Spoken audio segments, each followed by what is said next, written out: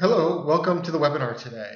Today's webinar's topic is about pay-per-click, PPC, and specifically really looking at AdWords. We're going to talk about the 14 deadly PPC mistakes that'll bleed your bank account dry. And of course, we're going to show you how to fix those things. Before we do, I'd just like to introduce myself. My name is Matthew Hunt, and I will be the presenter in today's webinar. I'm very excited to be sharing this information with you because I know that you'll get at least one great tip that'll greatly help you improve your business's marketing with PPC ads or with AdWords. I've personally been doing PPC for over a decade now and have probably worked on a couple hundred accounts. I've worked on small business accounts, enterprise accounts, accounts that require lead gen to e-commerce accounts. I've even had skin in the game before. In fact, this is how I started my career in internet marketing. In fact, it started all with PPC. I guess you could say it was my first love. I guess the origin story, if you want to go back, it began back in 2007. I was selling POS machines, those credit card machines, door to door to small businesses. And I just knew there had to be a better way. I knew there were people who were using Google to find stuff like what I did. So I asked a friend of mine who I knew how to build websites, and so he built this one-pager website for me. And then I bought this book called The Definitive Guide to Google AdWords by Perry Marshall. And then I taught myself the ins and outs of PPC and AdWords. And within months, believe it or not, I actually had a thriving business. And it grew into a big business where I actually had the ability to hire people. And then it allowed me to go away and learn even more about internet marketing. And then I started doing internet marketing and PPC management for my friends' businesses. And before I knew it, it was 2010 and I'd started my digital marketing agency. And so that's a little bit about me and how I ended up creating a digital marketing agency. Let me tell you a little bit about the digital marketing agency I work for. It's called Powered by Search, and Powered by Search is a full-service digital marketing agency. This is our office here, and I think one of the coolest things about our office is we have this amazing office dog. His name's Jack. If you ever come by, we'd love to have you visit us. We're at 211 Yonge Street. Now, we're 211 Yonge Street in Toronto. That's where our headquarters are. We are considered Canada's fastest growing digital marketing agency. But just because we're in Toronto, we actually serve businesses globally. Most of our clients are all over different places in North America. But if your business needs English marketing, we can help you no matter where your business is located. I mean, it's what it is. It's the internet age. Welcome to 2016.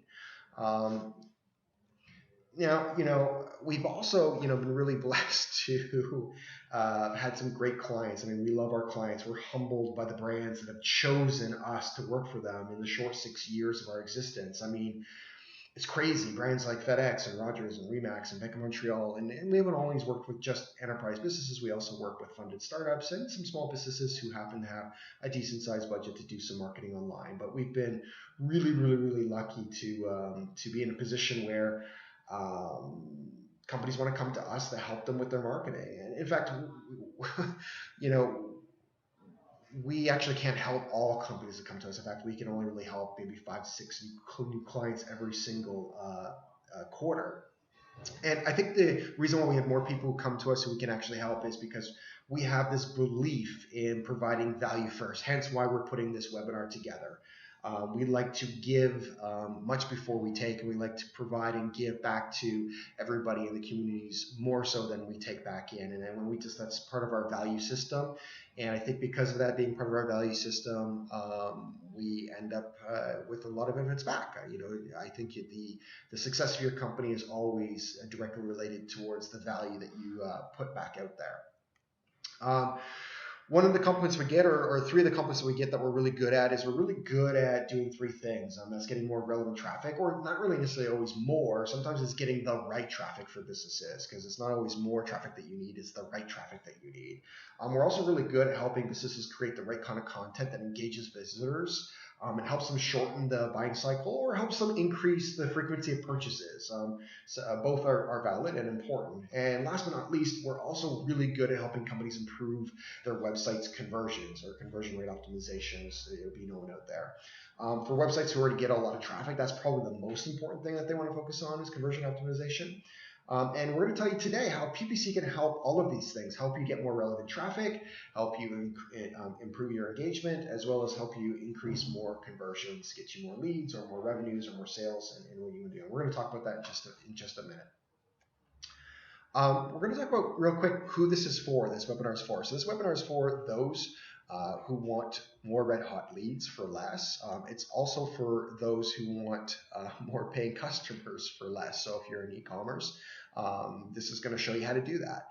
This is also for those who basically just want more money from each customer too. So we'll show you how to increase the frequency of purchases, as well as get more sales out of your existing customers too today through PPC. Now, who this is not for, and this is sometimes just as important, this is not for people who spend little or no money on PPC ads. So, if you have very small budgets on PPC, it's not that you're not going to get some tips from this that might benefit you, but the chances are the impact is going to be very low. If your budget is like $500 a month, yeah, you can make these changes, but how much of an impact is it really going to make to your business? This is for people who have a decent sized budget. This is also not for people who need convincing that PPC works. So if you're someone who's just not really like, it doesn't work for me, I don't want to do PPC advertising or any AdWords, then you could probably just jump off this webinar right now. And this is also not for people who are not really coachable. So if you're someone who is sort of, I know it all and are not really open to learning, then probably this is not going to be really great for you today. We're going to talk about what you're going to learn in today's webinar today. You're going to learn how to avoid some of the common PPC mistakes that people make in AdWords as well as other PPC platforms. You're going to learn how to not fall for PPC's hidden taxes. And trust me, there's a lot of hidden taxes and landmines that exist out there. And if you fall for these common mistakes that we see happening, these 14, then you're definitely getting taxed more than you need to. You're going to learn how to delight your prospects with your ads. Believe it or not, ads can be a great experience for people when they're set up right. It's, people are looking to solve a problem and you can help them solve that problem. So the ads are not a negative thing. You're also going to learn how to shorten the sales cycle with your PPC ads today. And of course, finally, you're going to learn how to make more money with less. So if that interests you, then you're definitely going to stay tuned to this webinar right to the end. Let's talk about this real quick. This is a fundamental belief that we have. And we've worked with a lot of businesses, but if you can't pay money to acquire a customer profitably, then you do not have a business. So basically at the end of the day, this usually means you need to start with PPC and usually AdWords because it's search. People go to search engines to solve a problem. They have their wallets open looking to buy. You need to be there and you need to make that profitable. Now, if you can make that profitable, then yes, you have a business and everything else is gravy. So invest in PPC, invest in AdWords. Let's talk about the first mistake that people make when they start their PPC campaigns. And the first one is they don't know who their buyers are. I can't believe how many people actually don't do this and figure this out. And it's really important that you do. I'm going to tell you the reasons why. So first thing you should be doing is creating some sort of buyer persona. This is an example buyer persona that we created for one of our clients recently. It addresses their personality as well as it talks about what keeps them up at night, what they're looking for in that particular service or product, as well as how do we get their attention. And it talks about their demographics, their gender, their age, their location, their interests, and even their job title, because we can target by all those demographics today. We can target by on the internet by age and by gender and where they're located and their types of interests. Now we write the other stuff about what keeps them up late at night and what do they look for in that particular product or service, because we want to be able to write sales copy and good text ads and create good banner creative and good landing pages that match up with what it is that they're looking for. We got to think about what are they looking for, what are they thinking, what is the intent behind the search query that they're creating, the problem that they're really trying to solve. And then we also want to look at the different types of buying personas that are out there and make sure that we're addressing all the different buying personas that exist out there and personalities. So it's really important that you take the time to create this. If you do not have a card like this for your business, that is a mistake. You need to go away and create these buyer personas. How do you get that information? Well, it's really easy. Log into your Google Analytics, log into your AdWords. It's going to show you where people are purchasing from, even right down to which cities. Now, take a look at that information based on conversion data versus impression data and traffic data, because it's the conversions that are really driving it. You may notice that you get a lot of traffic to one particular location or from a location, but none of them buy from there. So if you have a limited budget, which most people have, a good way to sort of move it around is moving to the city or location that's driving the most conversions. And you can also find this information as well too about the demographics. When you log into your AdWords account, you go to the display network and then you click on demographics, and then you can sort it by impressions, traffic, or conversions. My suggestion is sort it by conversions and look at that data to know who your buyers are. Okay, if you have a limited budget, then let's target those who will most likely buy from you first. There's really 4 types of buyers. I'm not going to spend too much time onto this, but there's really 4 different types of personalities that buy out there. You want to make sure that your text ads as well as your landing pages talk to each one of these different types of personalities. There's the competitive, the spontaneous, the methodical, and the humanistic. And really, the best way to describe them is I'll just kind of give you job title roles. Like competitive would be like the CEO. Spontaneous would be like the sales or VP sales role. Methodical would be like your accountant or CFO. Humanistic would be the HR person, right? That's kind of how you can look at it. And you just gotta remember that people do buy emotionally based on their personality. So we all don't buy the same way. You need to make sure that you're addressing all 4 of these. It's not enough to only think about demographics, also think about their personality too. Mistake number 2, analytics and goals are not set up right. I can't tell you how many accounts I log into, and I see this in their Google Analytics. No goal set up, no goal values there. It's really easy to do. You just go into your AdWords account, click on Tools, click on the conversion actions or Google Analytics. My suggestion is to actually sync your Google Analytics with AdWords if you can. Just note that if you already set up pixels that are around Google AdWords and you do the analytics afterwards, to disable those pixels for the AdWords. Otherwise, you're going to be double counting conversions. What you need to ask or know before setting up Google tracking properly, okay? You need to ask how much is a customer worth to you, because it's really important that you put in a value, particularly if you're a lead gen business. E-commerce businesses is all set up where it shows the numbers, so it's really clear about what's working and what's not working, but for lead gen businesses, it's not. So you need to figure out what a lead is worth to you so you can put a value in there next to that goal and lead. Also think about the lifetime value. You got to remember, if someone can purchase from you more than once and you can cross-sell or upsell, look at that lifetime value, because it might be worthwhile breaking even on the first purchase or having that lost leader just to get them in the door to make it profitable. So make sure you understand the lifetime value. Also know how long your buying cycle is and what happens and the train of thought that happens. So this is really important around retargeting and creating all kinds of different marketing messages to avoid banner blindness. And we'll talk about that a little bit more. But these are things that you need to know to set up around goal tracking. And we're going to talk about that right now. So when you set this up, these are all the different things that you can set up for goal tracking. You can have website conversions as informed leads, app downloads, phone calls. Phone calls are really, really, really important. Make sure you're tracking that stuff. You can do that through AdWords right now through their call tracking system, or you can use companies like CallRail to connect it back to Google Analytics.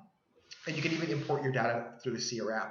And now one of the things that I want to point out right here is phone calls. If your business is heavy in phone calls, make sure you're doing phone tracking. I can't tell you, we recently ran into a business where they have 4,000 leads a month, but 3,500 of them are through phone calls, and they weren't tracking that as goals. So that's like having 90% of your business not being tracked and knowing what really is working. The reason, if we look over here, if you can see your conversion windows, really important to understand your buying cycle, because if it's 90 days, you want to open it up and look at that. You don't only want to look at last click conversions. You want to look at assisted click conversions to really judge whether PPC is working or not. It can be a huge mistake that I've seen where people go, oh, there's not a lot of conversions, but it was the first interaction and they bought later on through another channel. And you want to know if it was driven by that. So I would recommend opening up to 90 days. But again, it depends on your buying cycle. Same thing for creating audiences. And then here, you can see here, once you put in the URL of the tracking of what that looks like in AdWords, be sure to add in a goal value. So don't forget to do that. I can see a lot of people set up goals, but then they don't put in value. It really helps to understand the dollar amount that's involved there. You can tweet this. If you can measure PPC with goals and values, then you can improve upon your PPC. If you can measure it, then you can improve upon it. Mistake number 3, campaign structure is set up wrong. Listen, you can't have a messy campaign structure set up. So here's some questions that you're going to want to ask before you set it up. What locations do you want to target? Do you have any top selling products or services? Because if you do, you're going to want to peel and stick them into a separate campaign that has more budget. If there's more margins there, than focusing on products or services that are just not important to you. So sometimes you have a limited budget, and it's better to focus on the things that are going to work really, really well for your business and 10x your business growth. Do you have any seasonal products, right? Again, you might have put them into different campaigns. You might need to pause or unpause them depending on the season. And what is your website structured like? Because a lot of times we're going to follow the campaigns based on your structure. Here's an example of structure. Like if you had a furniture store, you'd want to set your campaigns this way. You would want to have a campaign for tables and a campaign for beds, and then you can allocate the budget that's appropriate. And the reason why you want to do this is instead of having it all in one campaign, which a lot of people do, they have the beds they have one campaign, and then they have all the different ad groups for beds, ad groups for tables, and so forth. It's not really a good plan, because what if like you find out that beds is selling a lot better than tables? Then you're going to want to put more budget towards beds. And you wouldn't know that if your budget is running out and getting all bled from tables. So you want to have separate campaigns. And then within those campaigns, you'd have these different ad groups. So if you had a tables campaign, you have the coffee tables, the dining room tables, and then of course if you have the beds, you have the sofa beds and the kids side beds, and so forth. You can get the idea. And then within the ads here, you always have 4 ad sets, 2 for desktop, 2 for mobile. I'm not going to talk about that too much right now, but this is a good structure to kind of have if you had an e-commerce business. It would follow your product structure. So create campaigns per product grouping. Here's another way that I like to structure campaigns, particularly around lead gen too, and it's around buying intent. So there's bottom of funnel, middle funnel, top of funnel. So bottom of funnel would be like where people are ready to buy, where to buy a specific model, or I want to buy a 70-inch TV with this model. Middle funnel is like where they're looking for discounts or sales. Top of funnel is informational, like which TV is best, right? Well, if you have a limited budget, which I guarantee most of you do, again, you keep hearing me say that, you would want to put the majority of your budget here in the bottom of funnel first, probably at least 50% of it, if not maybe even more, to that, because that's going to be great. What I notice when I go into a lot of accounts is they have budgets in the wrong areas. They have it in the middle and top of funnel. And the first thing I do is remove it out of there and move it into the bottom of funnel, and that immediately generates them more revenues. So if you like more revenues, put more budget into the bottom of funnel. Here's another way of naming structure. Really important understanding naming structure too. Basically, look at this. Like, think about this. And this is really horrible, but it really kind of sheds some light on how important this is. Just imagine that if you were hit by a bus tomorrow and someone had to log into your AdWords account for the first time, would they understand what's going on based on the naming convention within sort of like 5 to 10 minutes? And if the answer is no, then the naming structure is wrong. So really put some thought into this and plan this out, your campaign structure, okay? So here's 3 sort of ways that you could have the naming structure. You can have based on campaign type, like search, exact, search, broad, search, display, display, video, image, so forth, shopping, etc. You get the idea. Or you can do it by theme and then campaign. So you get a theme 1, as in like beds, search, and then you could have theme 2, which would be like tables, search, exact, and so forth, right? I do like the breakout campaigns as well by exact match and broad match.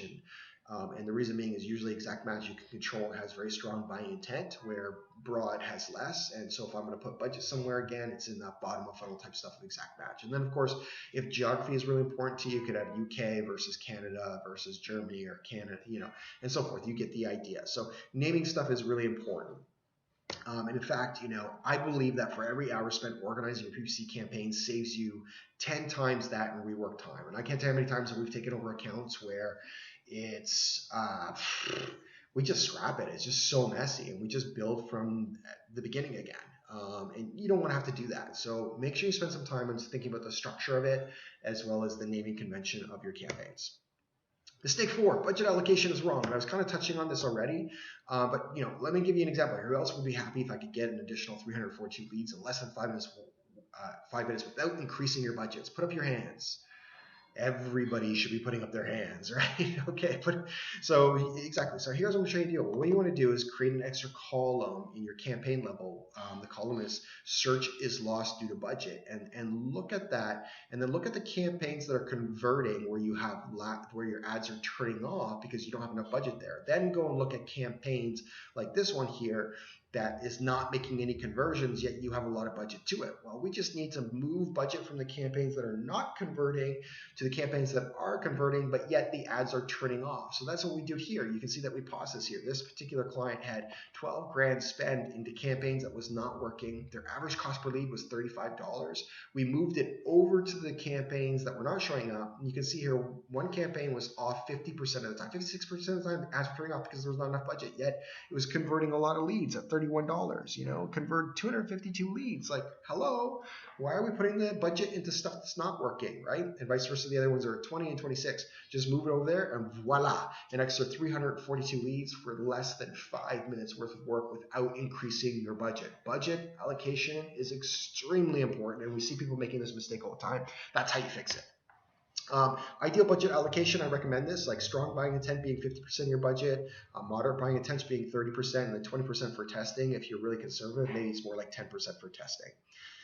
Tweak this. If you have a limited budget, then put all your money into campaigns and ad groups that are driving the most revenues. Mistake number 5, accepting low quality scores. Okay, quality scores are really important because Google at the end of the day doesn't really care about who's paying the most or willing to pay the most. What they really care about is the most relevant ad and the best experience for searchers. And if you have a low quality score and low ad rank, that's basically just saying that your text ad, your ad groups, and the landing page are not great and you need to improve it. And now you're going to pay a premium for not doing that. So let's just look at why quality score is important. You can look at it like this. Look at advertiser 1 who's ranking number 1 here. Their max bid is $2, but yet they're only paying $1.61. Yet advertiser 2 is paying, is almost paying double because they have a low quality score of 6. And the way it works is this: is advertiser 1 here is quality score of 10. So it looks at advertisers 2's ad rank, divides it by that, which works out to $1.60 plus 1 penny. That's what they pay. So there's 2 things that are involved in this formula. One is your quality score as well as your competitors' ad rank is what determines what it is that you pay. So, not only is it important to have a really good quality score of what Google thinks of the scent between the keyword that you're bidding on, the text ad that you're creating, or the creative banner ad that you're creating in the landing page. That's how they determine that. But it's also important what your competitors are doing. If they're really good at what they do, it can cost you more. But if they're really bad at what they do, it can cost you a lot less because you're beating that. But quality score is super, super important. You need to look at your quality score. And if you have a quality score like this where it's 3 to 10, that's a warning sign that you need to work on something and improve it. The way quality score is determined is partly based on your bid. It mostly looks at click-through rate as the primary function, but it also looks at the ad relevancy. Does a text ad match up and have the keywords that are in the ad group? It looks at the historical performance as well as the keyword relevancy and landing page, right? Do they look like they match up? And that creates your ad rank plus your PPC cost, okay? We can do this. Having AdWords quality scores below 6 means you're getting taxed more because your account is mismanaged. So if you do notice that you have an average of quality score of 6 and under, you probably need some help. Mistake 6, ad groups are disorganized, okay? I can tell you how many times this is a client that we've had in the past, and they just dumped all their keywords, broad match, into one ad group. Do not do that. Do not put all your keywords. And look at the click-through rate over here. It's all below 1%. If you have click-through rates that are below 1% on the search network as opposed to the display network, you have a problem. You are probably doing this. Really, ad groups should be broken into exact match, phrase match, and broad match. Do not do this. This is a huge mistake. Messy, messy, messy. Okay? How do you solve that? Well, this is how we solve it, by using match types. Okay? This is where people are not using this, and you solve this. So there's really, 4 major match types plus negative. There's exact, phrase, modified, broad, negative. And the way it works like this is that if you put something in brackets, and let's say you're bidding on the keyword wedding dress, then your ads are only going to show up for wedding dress. If it's phrase, then it can have wedding dress in that phrase, but it can add another word like white or blue, and your ad's going to show up. And broad could be you could be bidding on wedding dress, but then you'll show up for wedding gown, anything that's like closely related. And modified broad just basically means that whatever you put the plus symbol next to means that it has to be in the search query somewhere. So in this case, like wedding dress, you could show up for dress for wedding. Okay, and then negative keywords are super important. We're going to talk about those in just a minute. But it's important that you do these, and it's really important that you break out your ad groups into by the match types. Okay, so I suggest that you have an ad group of exact match that's usually only showing up for that particular keyword, has strong buying intent. Then you do a phrase match ad group, but make sure you make a negative keyword match type to the exact match in the phrase match, so that way it doesn't have any bleed into the phrase match ad group, and all your exact match keyword search queries will show up in the right ad group. If you don't do that, it can bleed into the other one. And ditto with the same thing on broad, that if you're doing a broad, make sure that you have the negative keyword from the phrase match as a negative in that ad group campaign. Mistake number 8, not using negative keywords, okay? So here's an example, plumber jobs. Yeah, look at all this stuff. These are plumbing services showing up. Obviously, they didn't get the memo. Really important that you put in negative keywords. Here's another example of a client that we managed and took over, and it's easy for you to find out what kind of search queries you're showing up for. Just go to your keywords, click on search terms, and it'll show all the keywords that are there. In this example, this particular client sold equipment but not supplies and aesthetics. And here they are in this month showing up for all these keywords. They had something like 50 clicks and spent $100 on wasted clicks because they don't even offer supplies. So that should be a negative keyword that'll save them tons of money every single month. That's just like that. That's like $1,200 savings right there by adding negative keywords. And that's one particular ad group. So add your negative keywords, okay? It's really easy to add them. Benefits to adding native keywords: lowest cost, lowers costs. Who doesn't want that? Obviously creates more revenues. It increases your click-through rates, which usually leads to better quality scores. It also increases conversion rates, okay? I love this. Not adding negative keywords to your PPC campaign is not like wearing pants to work. I don't know if anybody has ever participated in No Pants Day. It's a big thing. Next time it's going on ride transit somewhere, it's funny as hell to see No Pant Day, and it happens in all the major cities. Mistake 9, bad landing page sent, or even worse, no landing pages. If all your ads are going to your homepage, please stop. You are making a huge mistake. You need to create landing pages per ad group that you have. And it's really, really important that the scent stays the same. I'll show you what I mean as an example to understand scent. This is bad. So let's say I was searching, I went and searched knob and tube, okay? If I need some knob and tube work, and this is one of the ads that came up in the landing page. It just links to a general services page. It talks nothing about knob and tube. That is bad scent. It's also bad relevance, and it's going to lower your quality score too. Don't do that. Here's a better example. I searched this as another ad, and then it led to this, where it's a page about knob and tube. The scent is correct. I see knob and tube. Now, they could remove some of the distractions that are on there. There are some ways that they could have improved this, but at least it's similar scent to what it is that I'm searching for. Okay, don't waste your PPC budget by not having good scent between ads and landing pages. Mistake 10, no real mobile experience. Here's a good example of this. I was searching TN Visa because one of our clients is in this niche, and I clicked on one of the competitors' ads. Haha. And this is what came up, like on the phone, like holy horrible, like I can't use this. Remember, it's got to be a mobile front. Making your website responsive is still not good enough. Just remember that people have fat thumbs, and you got to think about what is it they're trying to complete on their mobile experience. Is the phone use it to drive to you? Is it to actually transact? Really, really important. Now, this is our client. What we've done, look at the ad 10 times better. Look at all the screen real estate we have. We'll get into that in a minute of how to do that. But look at the experience here. It has a nice hamburger menu at the top, a nice headline, a video, a clear button of an action. What you need to know about TM Visas. You can watch it. You can read a little bit more. Start your free assessment as a free. That's a good experience. You need to have a strong mobile experience, okay? Just check your Google Analytics to see how much traffic you have. So in this example here, we can see that the mobile experience currently right now is almost half of their traffic on this particular website. And as soon as we made their website more mobile friendly, look at what happened to the conversions. It went from 12,000 leads to 26,000 leads, 100% jump in leads once the website became mobile friendly. Okay, so you got to look at your year-over stats on mobile, and you can just see that their mobile traffic is increasing by 46%. And I guarantee you that your mobile traffic is increasing too. You have to do that. One way to look at this is just look at your PPC spend, whatever that budget is. Let's say for example you're spending $100,000 a month, just to keep the number easy. It doesn't matter what it is. But if 50% of your traffic is coming there and your website is not mobile friendly, you're basically flushing $50,000 down the toilet. So just make it a little bit more extreme. That's one way to look at it. Make sure your website is mobile friendly. Okay. Another pro tip that you can do with mobile is if your website is mobile friendly, let them know that they can transact on your website on their phone. A lot of people have so many bad experiences with phones, they don't think that it's even possible. So here's 4 magic words. Buy from your phone. When you add this to your ad, man, it really can increase conversions for you.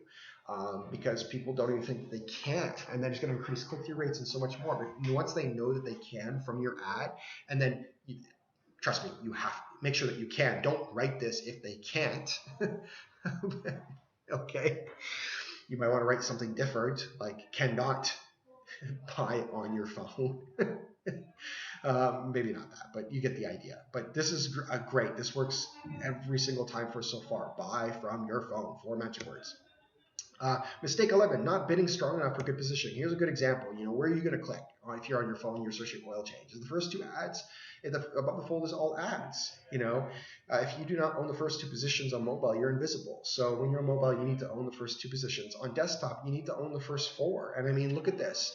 Now that it's four ads above the fold and they're shopping on the right, it means the old organic section, the old organic number one is now the new number four ad. So it's a pay to play thing. And I can say that. I don't work for Google, but at the end of the day, all these networks are going that way. Facebook and so forth, it's pay to play. So if you want to be seen and be visible, you need to invest in PPC. You need to invest in AdWords. Mistake 12, boring text ads or no site link extensions being used. Let's talk about site links first because easy win. These are site links. You need to add them. It also increases your ad rank. So you just go to add extensions, add your location, call extension, site links, products, social, mobile, call out all of them. Basically, this is what it does. I mean, look at the two bottom ads that are delivered out versus the top one. Which one are you going to invest in? Obviously, you're going to invest in the one that has more screen real estate. Like, do that one. Really, really important to add those in. You can't have those show up if you don't have them set up. We see this all the time. We go into AdWords account and people just didn't set them up. Well, you're definitely paying more to be able to rank higher compared to your competitors who do it. And you have a lower ad rank and quality score when you don't. Grab more screen real estate wherever possible. Now, you also need to ask questions in your ads. These are ways about, kind of thinking sales copy and the buying intent. This is a little harder. You need to understand buying intent well.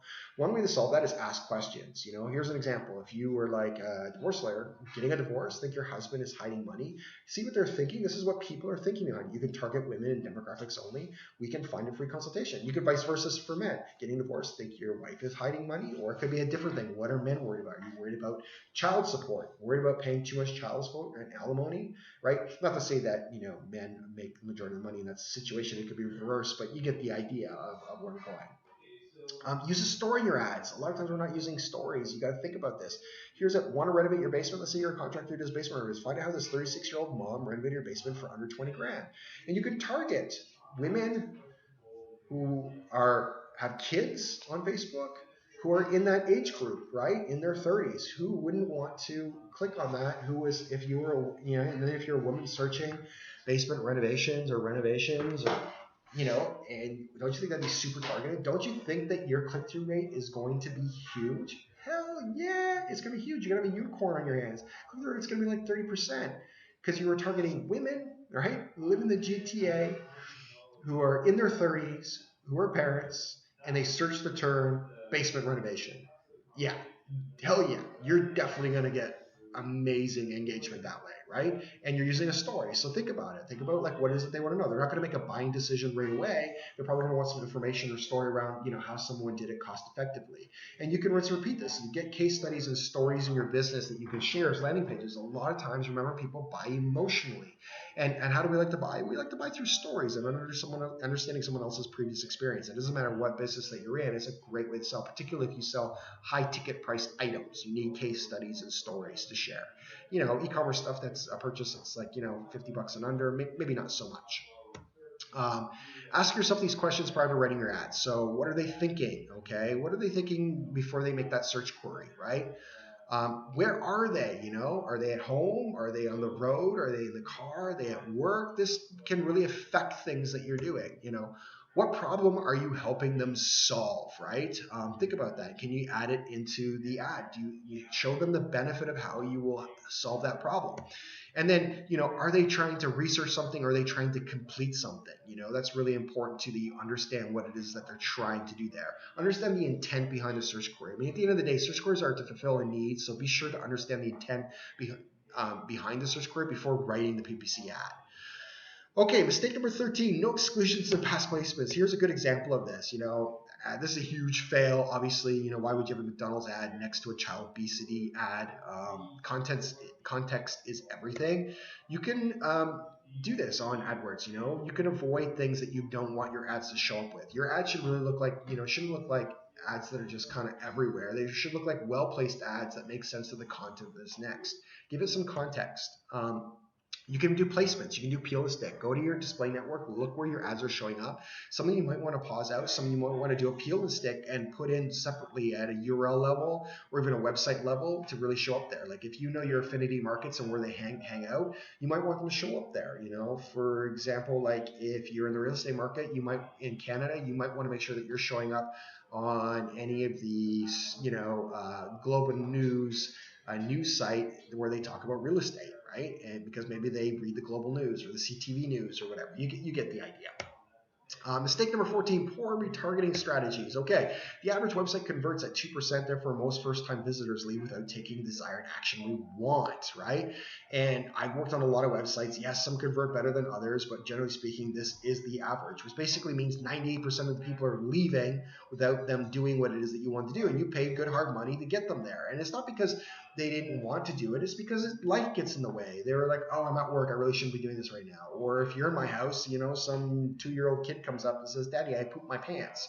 And then the time you get back to it, do you really remember where you were? No. So let's retarget to them and get them back. For those that don't understand what retargeting is, basically is where people come to your website, you pay for them there. They didn't take the desired action we want, but then later on, at some period of time, depending on how long you make the pixel or cookies last, it could be anywhere from a few days to 180 days. They may be searching somewhere on the web and they see one of your ads. Ideally, your ad is placed against content that makes sense and has some sort of great offer. And it brings them back to their website and they end up doing that offer. Now, the biggest mistake people do is they just blindly retarget everyone everywhere. Like once they come to the website, they just make their ads follow them around the web and stalk them. That's really not a great way to use retargeting, and there's probably better ways to do it. Here, 3 reasons why you should care about retargeting. Basically, the click-through rate is 10 times higher, which gives you great quality score. It gives you a much better return on your investment. Retarget visitors are 7% more likely to convert. Just go to your Google Analytics and search your new versus returning, and you're going to notice that returning visitors are generally speaking a higher converting rate. So if you have a higher conversion rate on returning visitors, the goal should be to get more people to continue to keep coming back to your website. How do you do that? Through retargeting, right? 1 in 5 marketers have dedicated a budget to retargeting. It really should be 5 out of 5. But just show you that people are doing it. If you don't do it, then your competitors are going to beat you. Now, here's some retargeting strategies you could follow. I'm just going to give you a couple quick ones that are important. At least do page level stuff. So, for example, we have a client who does Canadian and U.S. immigration. Well, we don't want to follow them with the same ad. We can look at the URL structure of if they were looking at Canadian immigration stuff, we can build an audience for Canadian immigration and then make an ad that's related to Canadian immigration, right? Vice versa, if they go visit the U.S. immigration pages, we make an ad that falls around the U.S. level. So make sure that you have page level retargeting ads. Make sure you're creative that speaks to each sort of section or topic that you do or product that you do. We see often the biggest mistake people make is they just don't have enough creatives. You need to create a lot of creatives to really make this kind of stuff work well. So don't be lazy and just have one general creative. You're doing a poor job if that's the case. You can do this sequential type of retargeting. So for us, as an example, some kids are, so the first week we're going to have them have an AdWords tip, and then week 2 we're going to send them screenshots of our AdWords improvements that we've done or case studies that we've done. And then week 3 we're going to send them to an AdWords webinar like this one, for example, probably a recorded one. And then in week 4 we're going to show them that we've been voted in some way or received some awards, that we are the thought leaders on PPC.